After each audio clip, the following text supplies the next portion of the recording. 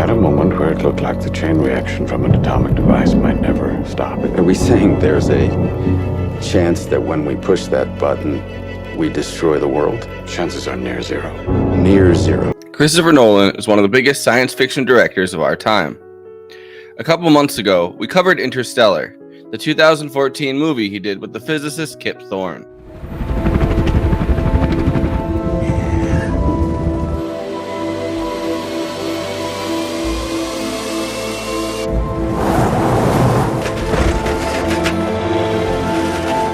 The science in Interstellar was completely theoretically plausible.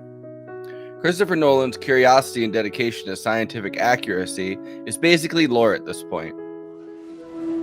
We're not meant to save the world. We're meant to leave it.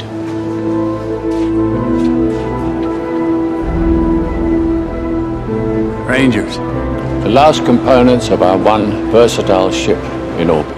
In 2021, Nolan read the biography American Prometheus by Martin Sherwin and Kai Bird. American Prometheus is a 2005 biography which is written over the course of 25 years on the life of J. Robert Oppenheimer, the father of the atomic bomb. Oppenheimer was a German Jewish-American theoretical physicist who led the Manhattan Project's Los Alamos laboratory during World War II. A supremely complicated figure who was interested in Sanskrit and Hinduism, quoting the Bhagavad Gita. I remembered the line from the Hindu scripture, the Bhagavad Gita. Vishnu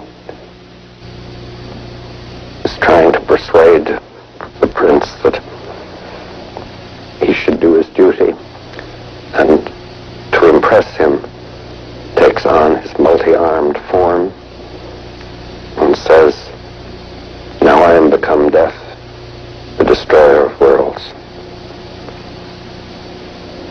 I suppose we all thought that. Oppenheimer was a student of the Ethical Culture School, an avowed leftist, and a supporter of the Spanish Republic, a sometimes communist, and a poet. Well, I don't want to speak for others because we're all different. I think when you play a meaningful part in bringing about the death of over 100,000 people and the injury of a comparable number, you naturally don't think of that as with ease. I believe we had a great cause to do this, but I do not think that our consciences should be entirely easy at stepping out of the part of studying nature, learning the truth about it, to change the course of human history. Long ago, I said once that in a crude sense, which no vulgarity and no humor could quite erase, the physicists had known sin. And I didn't mean by that the deaths that were caused as the result of our work. I meant that we had known the sin of pride. He also led the Trinity test and ended up becoming responsible for the atomic bomb's development before it was dropped on Japan in World War II. He became an establishment Democratic figure during the Truman administration, but also came to regret, though not apologize for, his role in the development of the atomic bomb. This regret earned the ire of figures like Lewis Strauss and Edward Teller, who wished for the development of the superbomb, the hydrogen-based next step to the atomic bomb. Dr. Teller, the weather has been quite violent around the world this year. Is there any possibility this might be due to nuclear test explosions? You know, there have been few things that have not been dragged in to explain the weather.